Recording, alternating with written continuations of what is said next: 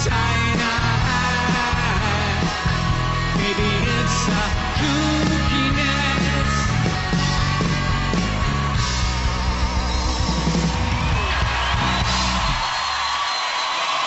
Wade,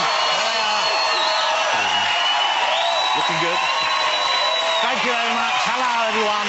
It's Saturday night. Welcome to the Jonathan Ross Show. Well, Britain's Got Talent is back on TV. Are you excited about that? Are you enjoying that? Yeah. Even the judges on The Voice swiveled round so they could have a look at it as well. No doubt there'll be more performing animals on BGT. So far, they've had a donkey that paints, decorated dogs, and there'll be some dancing dogs, obviously. Who knows? We may even see the newest internet sensation, dogs in tights. Now, I'm going to show you some, and I warn you, you might not be ready for this. You might be surprised by your reaction. I know I was. Dogs in tights like these Labradors. That's just so wrong, isn't it? And they're kind of unsettling, and then you're sort of attracted, and then you're repulsed. And then the repulsion makes you even more attracted. But if they're going to put tights on, come on, they could have shaved their legs, couldn't they? Here's another one. You want to see another one? Yeah! There you go. If I'm not mistaken, I think that might be Kim Kardashian's dog.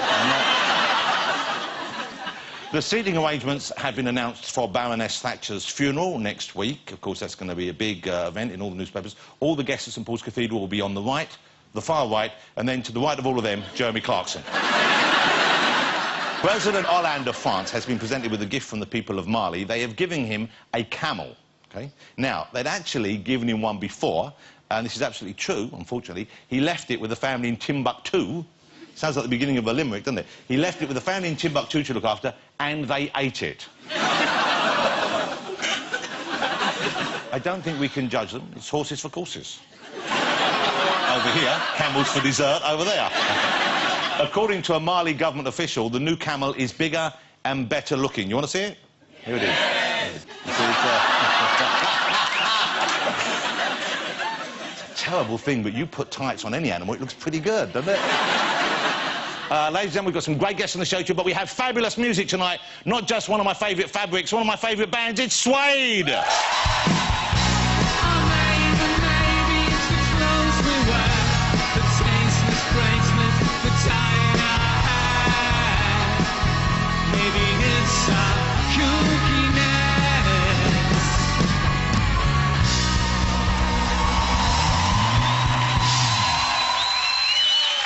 Suede, ladies and gentlemen.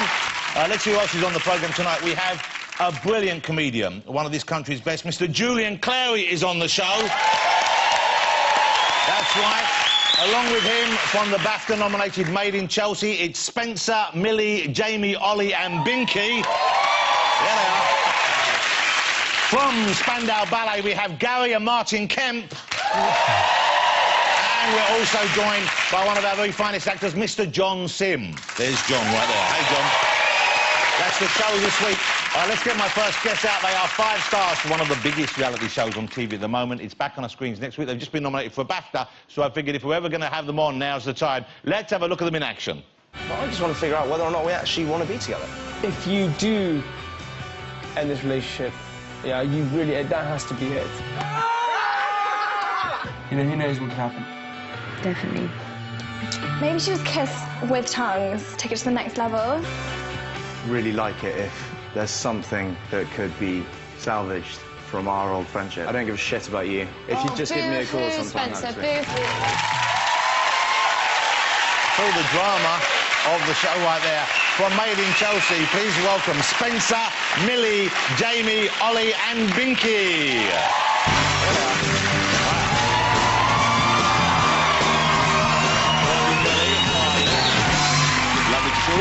You sit over there. Mr. Ollie, how are you? Good, how are you? Lovely Binky. How are you? Very good. Jamie, nice to meet you. Sit down over there. OK, that's a full-looking couch. Well, thank you for coming on, guys. I got your names right, so will you introduce yourself? Let's start here. You're Millie. Will you just introduce yourself to the audience here? Hello, everyone. Hi, Molly. Hi, Binky. I'm Jamie. How you doing, guys? Spence. Wow. But now, why do you think your show is so popular? Because, it is... I guess the only other show that's popular, that's similar show on TV, is The Only Way is Essex. Of course, and they've already won a BAFTA, so you've got some catching up to do. I don't think any of us realised how popular the show was until you invited us on the show. Wow, so this was it? This was the moment? This was it. Yeah. OK, so, and you must be enjoying doing the show, I guess. I mean, I imagine it's changed your life somewhat, hasn't it? Because the fact that you're known, I mean, you said you're invited on this show now, and when the show's on, you get thousands of tweets. Why do you think people like it so much, and how's it changed their reaction to you? I think, you know, people just really get to see the ins and outs of relationships, whether it's, like, friendship or, you know, relationship with boyfriends, fallouts. Yeah, relate to each relationship. It's also just really real. It gets something along the lines of... I think it's 270,000 tweets an hour, and it's... Wow, you've been counting. Well, no, someone told me. It took me ages to go through. I bet you sit there watching them going yeah. in. No, I actually don't read my Twitter. It's really bad. Yeah, mine's bad. Well, because you're the bad guy in the moment. But you say it's really real, but it isn't really real, is it? It's what they call a scripted reality. But it's called a scripted reality show. There's no script. It's no script. I think people play up to scripted. parts of themselves that they want to express. Okay. So I, you know, naturally... So you're the arsehole on the show at the moment. I'm the arsehole. No, I think... But you don't mind... Do you mind being that? Because they must have said not you're a villain. I'm being an arsehole. Yeah, I don't mind it. I think everyone has a bit of a dark side. I play to my dark side. You're an arsehole. I am an arsehole. I am just an arsehole, to be honest. Hence why Millie and Spence from the opposite side of the... So it's actually political. So I have no problem with Millie. I'm comfortable with this gap. She might be... she's got the slapping Because you had a falling out in the series because you were dating Millie's best friend. Is this correct, or one of your friends? Yeah, a good friend of mine. And then you cheated on her, is that right? I just need to say, I do not condone violence. I do not condone violence. I do not condone violence. Good slap. Well done, darling. I'll tell you what. But it was necessary. I think it was, you know... OK, well, I had that moment from the end of our series. Let's have a look. OK, Millie, obviously...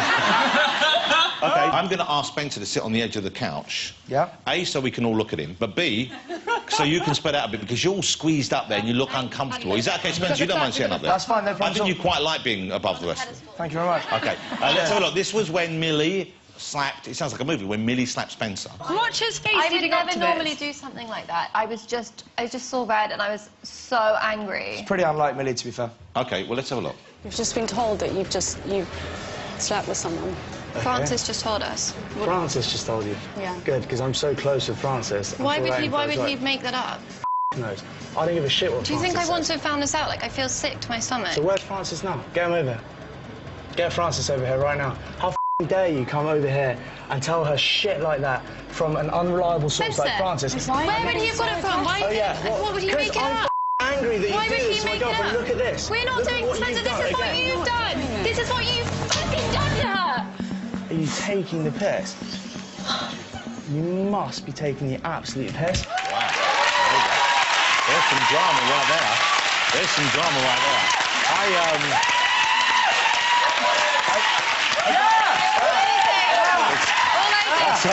That must be weird to sit there while people are cheering that. That must be good. I was quite drunk, as I think most people can probably tell. OK, so that's why you were being a bit... And Millie hit me and it sobered me up and it kind of ruined Christmas, to be honest. But Spencer, I'm worried about you. Really? Well, because... No, I tell you why I'm worried about it, because you're obviously enjoying it, and you're obviously a nice guy. You're having fun. Thank you. But I'm worried that you're going to let them get you to do stuff on camera that you do wind up regretting. No, I don't... The thing is, as I've said earlier, I think that the reason I watched The Hills was for Spencer Pratt. And I enjoy a good Bond film because of the villain. I'm not saying that it's fake, it's 100% real.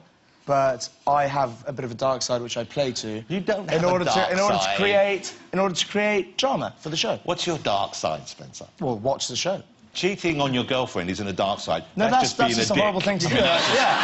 That's not a dark side. I know. And I'm not judging you. Young guys do that. It's what happens sometimes. And I apologise to everyone who was offended by my behaviour by that, and I really regret it. OK. Louise is a lovely girl, and I'm really sorry about my behaviour, but sometimes... You make a mistake. Sometimes people make mistakes. Absolutely. And I hold my hands up, and I made a mistake, and I'm very sorry. Now, let me know, so you're young kids, really. From where I'm sitting, you're pretty young guys. What do your parents think about seeing you on this show? Because most people, we all make mistakes, we all do stuff like that, but our parents don't see it, and we lie about it when we get home, when we're your age. But your parents can tune and see it, and you're all, for want of a better word, posh. OK, that's fair enough to say, isn't it? You're I don't think... I don't sorry, Mum. You don't call yourselves posh. What do you call posh? I call posh people who live in Chelsea and whose family have money. I've always worked for my I don't money. think it's about having. I think quite a few of us have always held. Some of us have held some pretty, you know, normal, good jobs and have worked for their money. I don't think posh has anything to do with money, to be honest. I wasn't saying, guys, I'm not saying it in a critical side. Don't think so. I'm not having a go at you. JR? But I'm saying... Big JR? Spencer, I'm going to slap you in a minute. There's something about you. There is something about you. Hit him? You've got to hit him. No, I don't condone... Like Millie, I do not It's the condone face. violence. No violence. It's not just the face. I like it. But I wasn't being negative there, but I know people, that does have, sometimes people think posh is a dismissive term, but, you know, you are what we consider, I mean, you speak in a certain way and you live in a certain area, so people are going to think... I didn't realise how posh I sounded till I heard myself on TV, and I was like, I Who do sound you think, posh. Jonathan, who do you think's the poshest out of all of us? Probably you. How am I the poshest? Well, just the way you're sitting and you've got the sort I'm of... sitting because I'm you just crouched in the you corner. could be another, you could be Prince Charles' son he never talks about. Okay, but I know a couple of you are heirs to a considerable business empire, are you not? Jamie, you are the heir to the McVitie business. My great-great-grandfather invented the digestive and other Wow. things. Yeah, well, that alone, I give you my respect. Thank you. Thank you very For the much. digestive Thank you business. very much. For the digestive... Digestive. And I believe... You don't. Do you enjoy digestive? Look at me. Do you think I'm a man who Not walks at past a all. biscuit? So you stand to inherit that business, do you? And that fortune? To be honest, I think I'm... You spent all the money. That's all gone. No, I think you know, I have my own business. Okay, but you stand to inherit that business and that money as well, do you not? You know what? I have no idea. I think Jamie, how can you not have any idea as to whether you're going to get the family fortune? I tell you, if my dad had a pot to piss in, I'd make sure my name was on it, right? Okay, and Millie, you're the Roundtree family, or the Quality Street and Roundtree. Well, I love Quality Streets as well. Thank you. Do you carry samples around with you? I have some in my handbag. Okay. Could you have a word with whoever's in charge and ask them to stop making the coffee cream and the orange cream? Coffee cream and orange cream. No one wants them. I will have a word. I'll see what I can do. Okay. But it must be kind of strange, I guess, to have people have a preconception about you. I think, Jonathan, what makes our show interesting is, you know, we all went to public school, and public school is only sort of 1% of the entire country. And so for people to get an insight into that kind of, you know, minority... It's true, though, it is. Binky thinks you're digging yourself into a hole there. How is that digging? I mean, it is true. I think it's more normal than you think. I know, we're more normal than you think. Very normal. As everyone. Ollie, what's normal? I think we're more normal. Ollie's pretty normal. I'm pretty normal. Ollie's pretty I'm normal. bloody normal. I think he's pretty normal. I think we're all pretty normal. I'm like, from being at school, always had a job, always earned my own money. My parents haven't got loads of money, but Guys, can I tell you what normal is? Normal is people who don't sit around saying, I'm normal. Okay, so... I don't think... Just relax. Just relax. I haven't got you here to attack you. I like the show, I like you kids. There's no agenda here. But I'm just wondering, because people must... Part of the appeal, obviously, and the reason why E4 show it, I guess, is you have a lifestyle which many people would aspire to or would be fascinated by because they don't have access to it. And that's kind of what I'm getting at there. And whether or not you feel self-conscious about that, and whether you feel that maybe, you know, especially in a recession, whether people are looking and thinking, how have they got it so easy? Even if you haven't, that's the kind of perception. Does that make your lives difficult? It's a question of picking your parents wisely, basically. I chose mine quite wisely. You really are a dick, aren't you? I mean, you just can't help it. Really, you can't help it. I see what inspired you. Now, one of you is about to get married quite soon, or certainly is engaged, and that's young Millie here. And you have a look at this sparkler here. Check that out there. Have you seen it? Look at that. Wow, that's pretty large. I don't think I've ever seen one. I don't know how you could miss it. Quite that big. And this is... Millie is getting engaged to the rap artiste, Professor Green. Okay? Oh, not that photo. You don't like that photo? Why don't you like that photograph? I mean, that's not my best angle, I don't think. Okay. So, We can try another one. well, may I suggest you don't stand like that in future? And he's a heavily tattooed youth, isn't he? He is. So how's Mum and Dad got on with the heavily tattooed rapper from Hackney coming in? They get on very well. They get on very well. Because in some respects, you would think that might be their worst nightmare. Mum, Dad, meet the prof. He didn't rap at them. Luckily, he did not rap at them. And how does he get on with the rest of this crew and Spencer? Are you guys friends with him yet, or you don't? I mean, no. Let's just say that Stephen gets on with people that are friends of mine. Okay, so these aren't your friends, then? Yeah, Yeah, no, I have friends in the show. Binky is your friend? Yeah. I really like Ollie his is a I'm friend? not naming names, but... I really like... Obviously you don't like Spencer. Like, let's just, you know... We have our differences, but I think we could easily get over them, and I really love his music. Well... And is he relaxed about you still being on the show, or would he rather you weren't? We'll see what happens, but, you know, he's comfortable that I have, like, my friendships in the show, but, like, our relationship is separate. And you won't be filming the wedding? No wedding stuff being filmed. OK, OK. That's private, you know, that's so special, and, yeah, I can't tell you anything. But Spencer might film it and give it to the people in the show. Well, you know, that would be if he's invited. OK. I think... What was that? I didn't hear that. I didn't hear that. She said that's if you're invited. You've got to invite Spencer. No, I don't think I would be invited, to be honest, but... No, you know, it's going to be a small wedding. OK. Thank you. Well, I've only just met you. Would I be invited? Yeah, you're invited. But... Don't give them what they want. Spencer, stay. We've come to the end of the interview now. How long do you think before we come to the end of that show? How long do you think either people will lose interest in you, or you will lose interest? As long as we have lovely people around that watch the show, then we'll keep making it. You're going to keep making it? Yeah. Binky, you're still... Jamie, you're still in for a while? I think, you know what, like Ollie said, I think as long as you have people enjoying it and watching it, and if everyone's just happy and having good fun, then it'll keep going. You're still enjoying it? I'm not going to close the door on the show.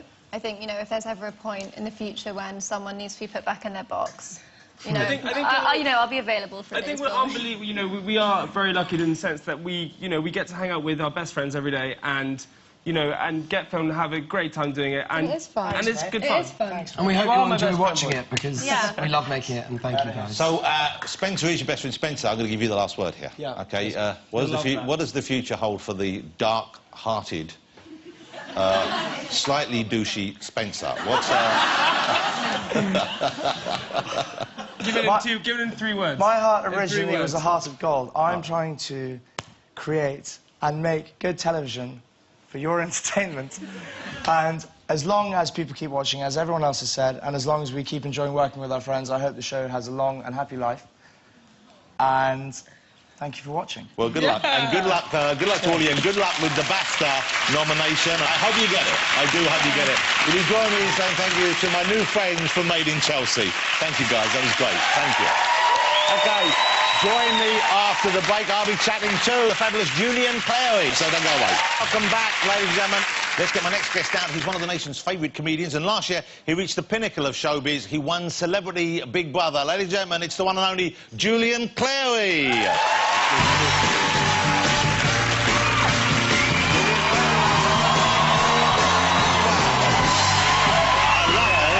Lovely to see you again. And look at that, it's a Perspex bow tie.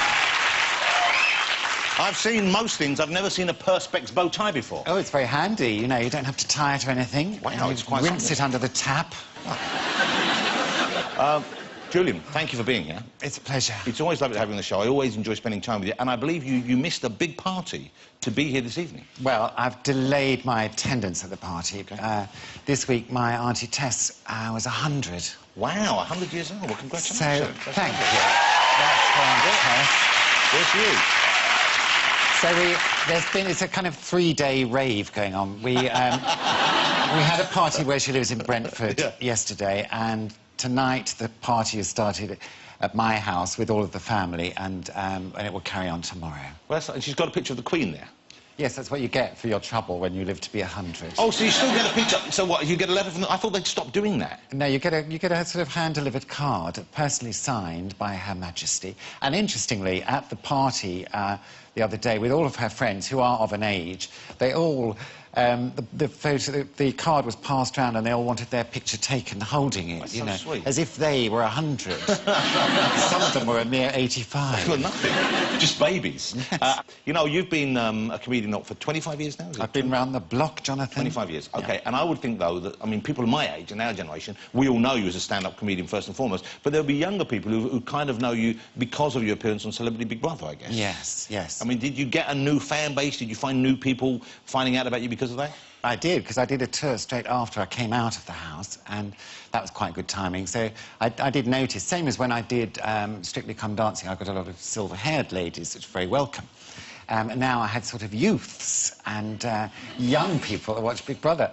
So I do like it when I'm on stage and you look out and there's, you know, your gay and lesbian contingent, and then there's the Strictly lot, and now there's a sort of young people. It's very cheery. But, you know, I remember the night I was hosting the Comedy Awards back in the 90s, and you came here we out, go. and you made that famous comment, and it was very funny. It made me laugh a lot, about Norman Lamont. A joke, clearly a joke. Yeah. Well, at least I hope it was a joke, I don't know. And I didn't realise at the time that that would have quite the effect it did on your career, at least temporarily. Norman Lamont was, had come out and given an award beforehand, perversely. He was the Chancellor of the Exchequer, wasn't he? So he was about as well-known a politician as we had, short of our leaders. And then Julian was next up. You came out afterwards. Norman Lamont was... I didn't like him, you know, and he was a sort of very... and I thought, what on earth is he doing? While I was waiting for all the endless awards, while I was waiting to come on, I got more and more worked up about the fact that this sort of right-wing Tory was at a comedy awards show. And by the time I came on stage, I said, I'm sorry I'm late, everyone. I've been fisting Norman Lamont. It's one of those things that's it's followed me around, and I know when I die this will be on my obituary. But I was curious about, because at the time I didn't realise, and I've had a run-in with being silly myself, occasionally maybe going a bit too far, and knowing the impact it can have. But, you know, and you realise afterwards, well, you didn't mean it in any way to have that kind of an impact, and I'm sure you didn't think it would. So afterwards, how was it with you dealing with that? I mean, what kind of an experience was it for you? Well, I mean, in retrospect, I look back at it now, and because my diary was suddenly cleared, I think everything happens for a reason. This is my take on it, that probably I needed some time off and I needed a bit of a break. So the powers of the universe caused me to say this outrageous thing, and suddenly I was able to rest. I mean, there was a lot going on in my life at the time. My boyfriend that I was living with had just died of HIV-related illness, and so had my best friend, and I'm not making excuses, but I was taking a lot of Valium. But, you know, I don't think many people knew that. I didn't know that you were going through such a dark time and such a difficult time, and I can understand why you wouldn't broadcast that, but it must have been incredibly difficult for you, and to still go out and have to perform while that was going on. Yes, I think just before that had happened, I think Christopher had died about a year before, and I remember taking his ashes to Portugal, because we used to like Portugal, to scatter them on this beach we used to know. And so I went to Portugal and set the urn there and the candles all around, and it was kind of dark and everything, but it was all... the moment was happening. And then I heard a rustling behind me, and I turned around, and there was a Portuguese man masturbating. And I thought, well, Christopher would have quite liked that. He would have been amused, I think.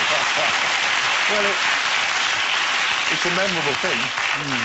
And then who would have thought then, what, fast forward 20 years, and you're on Strictly Come Dancing, and you win a whole new fan base there, you win Celebrity Big Brother, I mean, and your career is perhaps stronger and more sort of, I would have thought for you, more comfortable than ever before. Yes, I think if you're tenacious, as we are, you know, you just kind of keep going and diversify. So I mean, I write books as well. I write novels, and you do a bit of Just a Minute, and you just kind of spread yourself around so that it's not just relentless filth on one level. Let me ask you then about the new tour, because you're back on the road next Sunday, I believe. Next Sunday in Jersey, and onward for the next 6 weeks. It's called Position Vacant, Apply Within. But the title means something more than just... you're actually, in a part of the tour, you're looking for someone. Is this correct? Yes. I mean, that's the kind of conceit of the show, because I do have a partner, but he is getting on my nerves. He works very hard, you know, and he gets up at 6:30 in the morning when I'm in bed and comes back after midnight when I'm back in bed. Well, so what does he do? I don't know. Something in an office. But, I mean, for the last 6 months, he's not seen me standing up. And from his point of view, I'm just this prone figure under, you know, it's like living with the Turin shroud, I think.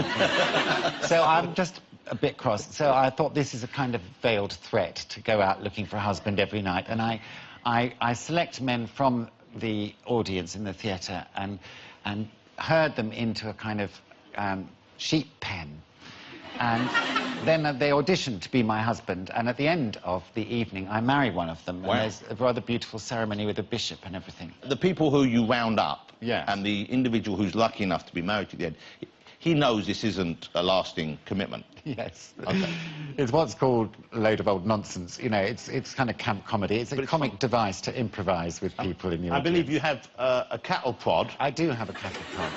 This is the sort of item you have to round them up. It's recreated for me, and it does give a mild electric shock. Okay, do I want this? Hang on. Ah, okay. There's nothing to worry about, but it can cause numbness below the waist in the over 50s. Okay, well, we thought it might be fun to see if there's any candidates in our audience this evening. He'll be back trying to find a new partner, but for now, would you say thank you to Mr. Julian Clary? Thank you very much. Join me after the break when I'll be joined by two of my favourite actors and band members from Spandau Ballet, Gary and Martin Kemp. See you in a second. Welcome back, ladies and gentlemen. OK, just before the break, I was talking to the fabulous Julian Clary. He's now in the audience looking for potential husband material. Julian, has anyone caught your eye? I'm going to slip along here, if you don't mind. I can smell the fear, Jonathan. I can understand why they'd be nervous. Anyone catch your eye right now? Are you two a couple? No. No. What's your name? It's Aidan. Aidan? Yes. What do you do? I'm a project manager for a small market intelligence company. Let's not waste our time.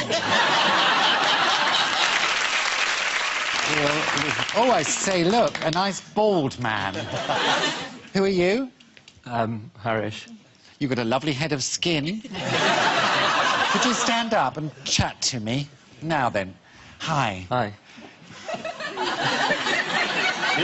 You look terrified. Yeah, I am, yeah.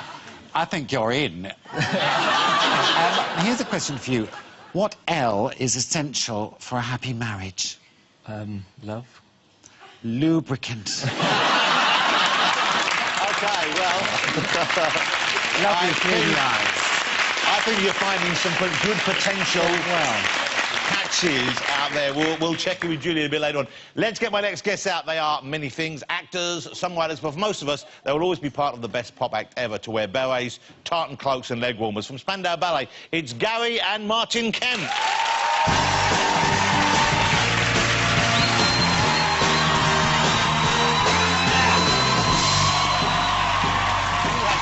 A spring in your step. Gary, Martin, great to see you. Good to see you, boys. Gary and Martin Kemp, ladies and gentlemen. I'm excited to see you again.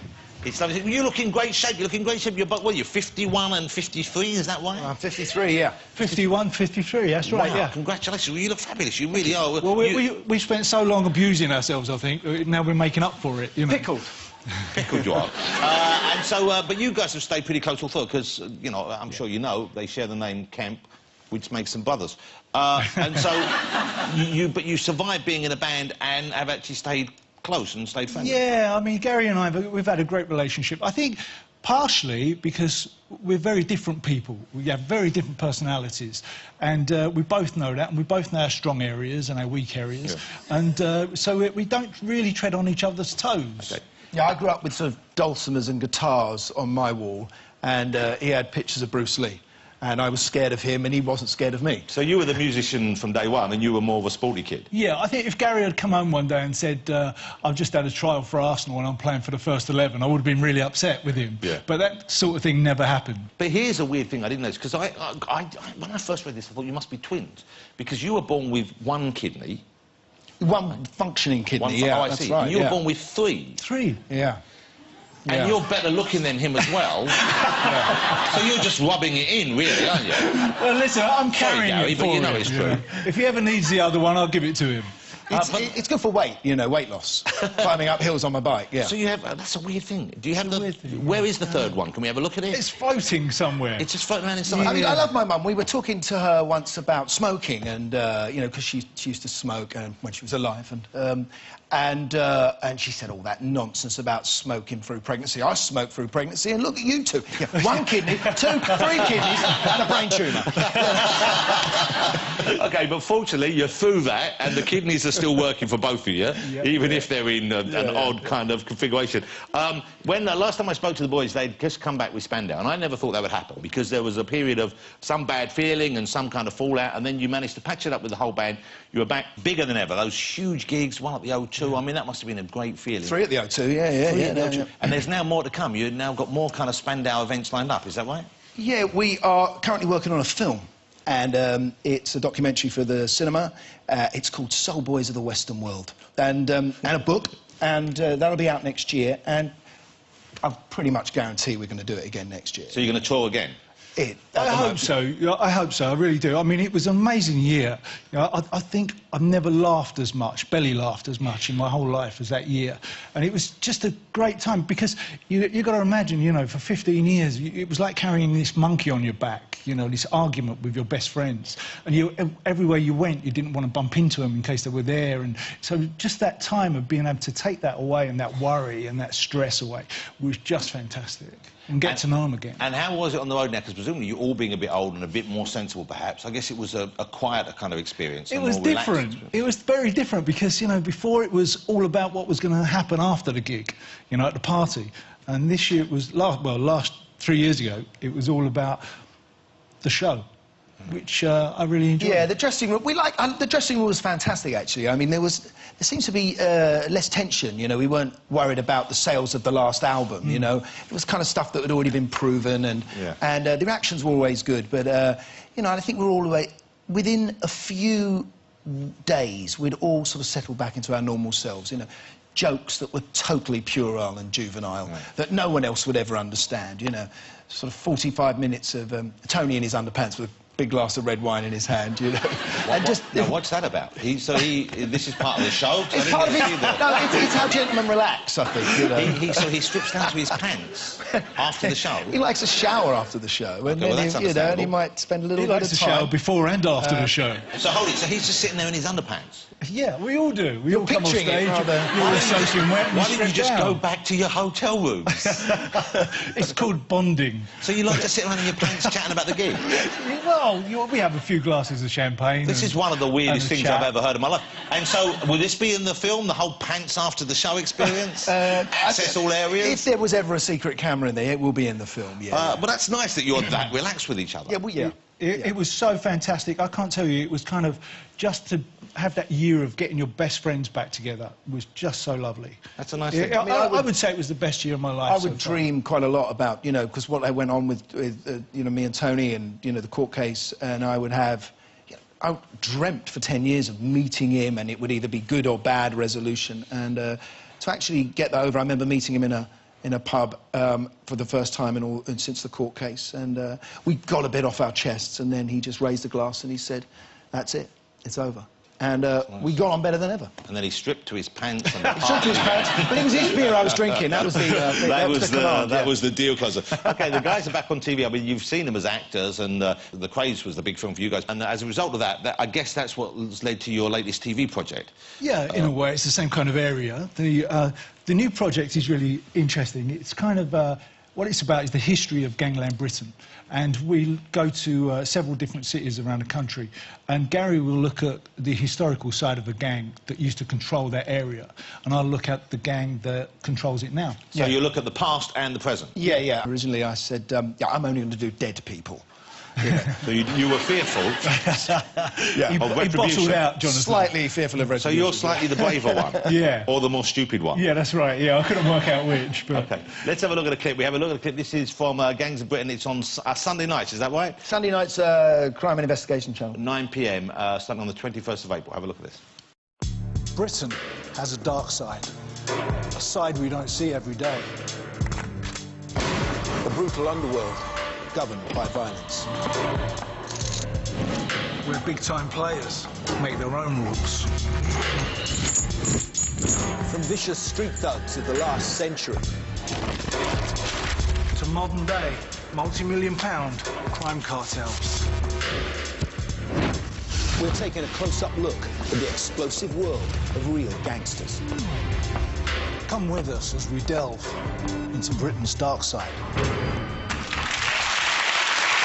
Well, pretty gritty. I mean, it's in that. It's a bit like Sunday Night Call the Midwife. Yeah. So yeah, it's not Call the Midwife or Downton Abbey. It's a different kind of.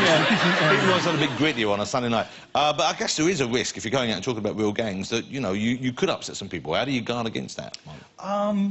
At the time, to be honest, you don't think about it. If you're doing your job and somebody says, this is the area, these are the people we're going to talk to, the more dangerous the person, the more you want to do it, to be honest. And there was, I was reading that there was one moment where you were speaking to a surgeon in Glasgow who has to fix a lot of these young men who find themselves in these violent situations, and it was difficult for you. Oh, she showed me a piece of CCTV footage that was just awful. It was a piece of gang violence that happened outside of a nightclub, and it was just about passer-by being caught in the middle of it, and it just frightened the life out of me because my boy's 20, he uses those type of nightclubs, and he could have got caught in the middle of it as well, and it kind of hits home. Yeah. It was just probably the worst piece of film I've ever seen in my life, and it was actually so disturbing it couldn't be included into the show. It really each show's about a city. That's the first episode's about Glasgow, and then we Liverpool, Manchester, London. There's a couple of shows in London, Birmingham, etc. And so really looking at how a city is sort of develops and changes, or does it? Compare and contrast between the past and the present. And it's kind of like Who Do You Think You Are, but for gangs. Yeah. Do you miss doing EastEnders? Because I was under the impression when you left they were going to keep the door open for Steve to come back in, and then... I was under that impression as well, and I remember I went in one day and I told him that I'd done 3.5 years there, and he was a popular character. Yeah, Steve Owen, he was a popular character, and I did 3.5 years, so I thought time was up to move on, I went in and I told them, and I said, I'm going to move on, and they said, great, we keep the door open for you, we never get rid of the big characters. So I thought, oh, that's great, got something to go back to. And then the next day I went in and they called me back into the office and they said, Martin, where are you going? And I said, ITV. Uh-oh. 2 weeks later I went in, read the script, Steve Owen, blown up. So just a warning. Let that be a lesson to you. Yeah. Don't worry, I blew myself up. Don't worry about that. Well, that's a shame, though. It's coming back as a zombie. Yeah. Well, it's a shame. Yeah, he was a great character, but listen, I had some great fun. In fact, I would say, David, 3.5 years, it was probably the best thing I've ever done. Yeah. Well, look, I hope to see you touring again next year. I'd love to see Spandau back on the road. I don't know if you have concrete plans yet, but... I would like to. Yeah, it'd be great. And I would like, ideally, to get the chance to come backstage and see Tony in his underpants. I think you should maybe... Bring your own and get comfortable. Look, you have a big screen behind you on the stage. Why don't you just project out at the end of the gig? Because, it's like at the end of the party, you don't know how to get people out of your house. That would do it. Okay? Do that. You'd never see the O2 empty quicker than a shot of Tony Hadley on a giant screen in his pants drinking red wine. He's done it since the 70s, too. It's great to see you both again. Ladies and gentlemen, join me in saying thank you to Gary and Martin Kemp. Good luck with the show, guys. Good luck. OK, stick around with Russell Wake. I'll be joined by the fabulous John Sim, and we've got music from Suede, so don't go away. Welcome back. Welcome back to the show. My friend Julian Clary is still up in the audience, looking to find a possible partner. Yes, I am. Having a lovely time up here amongst the man-made fibres. Now that you're quite cheerful looking, who are you? I'm Stafford. Stafford? Yeah. Bold. Is he with you? No. Stafford. Didn't have time to iron his T-shirt. But I feel sure you might be the gentleman to slip his finger into my ring this evening. Where do you think, Stafford, I'm going to take you on our honeymoon? Barbados. No, the truth is I'm going to take you roughly over the breakfast bar. Julian has made his choice. Thank you, Julian. Let's get my next guest up. He's one of my favourite actors. It's the fabulous Mr. John Sim, ladies and gentlemen.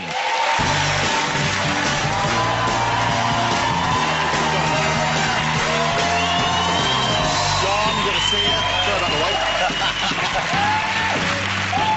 Good to see you again, John. And you. It's nice to see you in modern dress and looking warm, because I've been watching The Village. It's on BBC One on Sundays at the moment. Saw the first episode last week. I don't know how many of you saw it. What a great piece of drama. Congratulations. Oh, thanks. on another incredible performance. Not an easy role, I would have thought. He's not a kind of particularly likeable character, is he? No, no, he's not at all. But that's what drew me to him, you know. The likeable, you know, good guys are sometimes not the most interesting to play, and he's got a great arc throughout the series. I mean, he doesn't stay like he is in the first two, otherwise that would be a bit, you know, it's down. Quite, I mean, a lot of people picked up on it being very bleak, didn't they? Yeah. I like bleak. You know, there's room for bleak. I mean, it's certainly not, you know, it's not frocks and sherry, and it's pretty down and dirty. Do you miss doing Life on Mars? Because that was... Obviously, the story came to an end, it couldn't go any further, but it was such an incredible role. Yeah, and you were so great in it. And it's got to be one of my favourite TV shows of all time. And it's always the case that even though I was kind of glad it ended as well as it did, I would love to see more.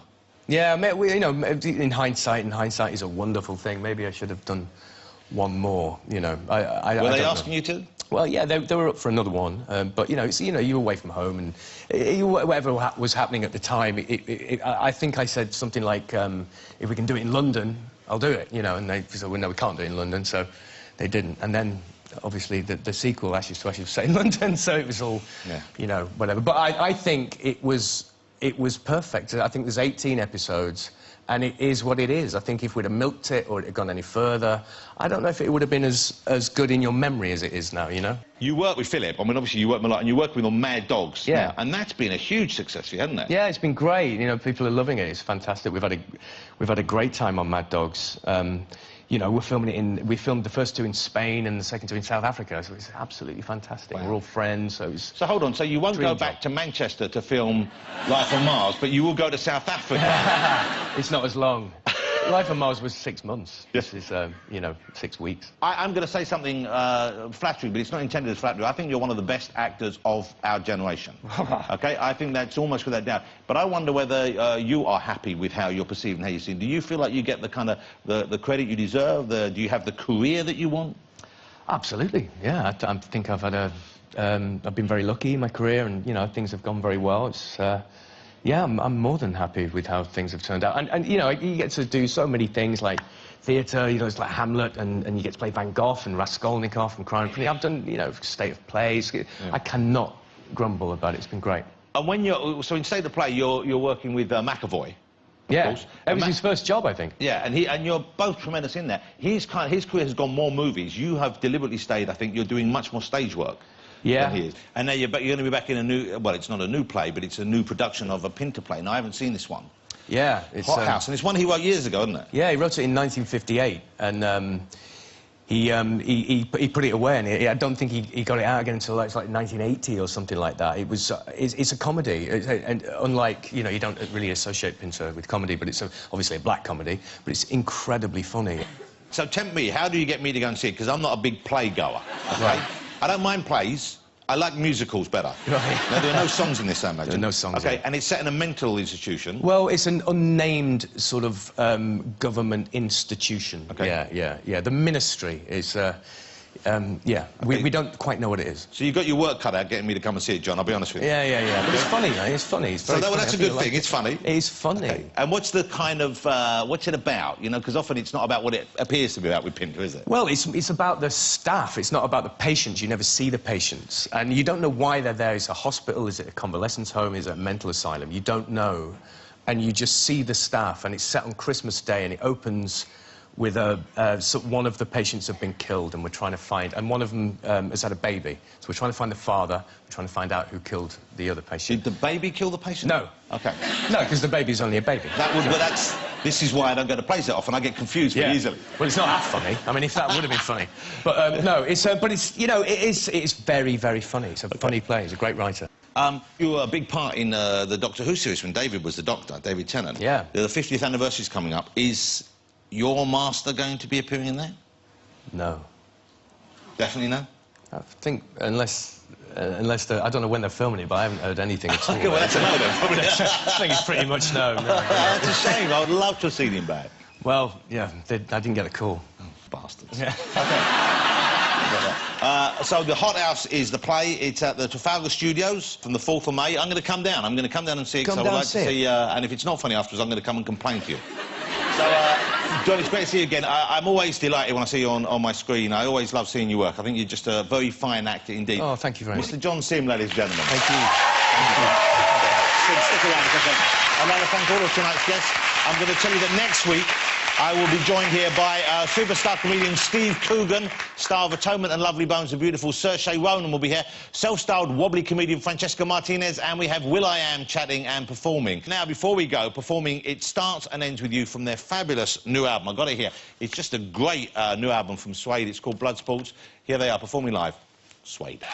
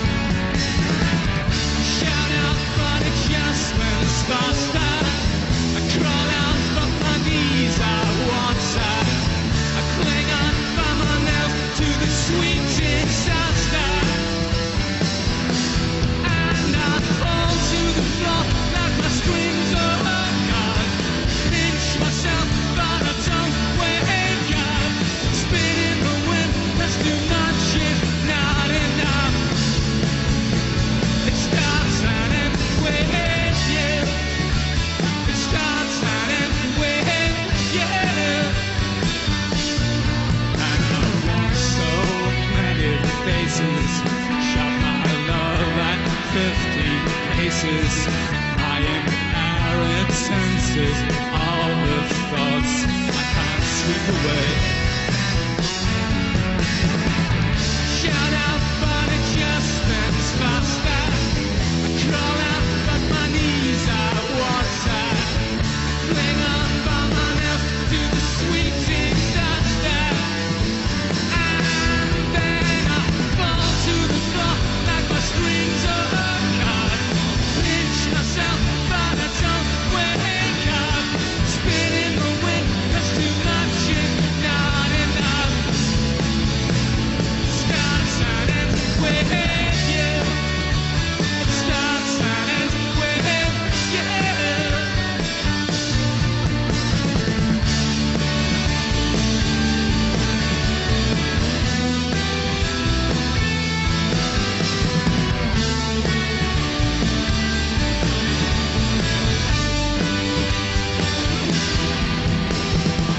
I shout out, but it just spins faster. Crawl out, but my knees are water. I cling on by my nails to the sweet disaster. And then I fall to the floor like my strings are cut. Pinch myself, but I don't wake up. Spin in the wind, that's too much, it's not enough. It starts and ends with you. It starts and ends with you. It starts and ends with you. It starts and ends with you.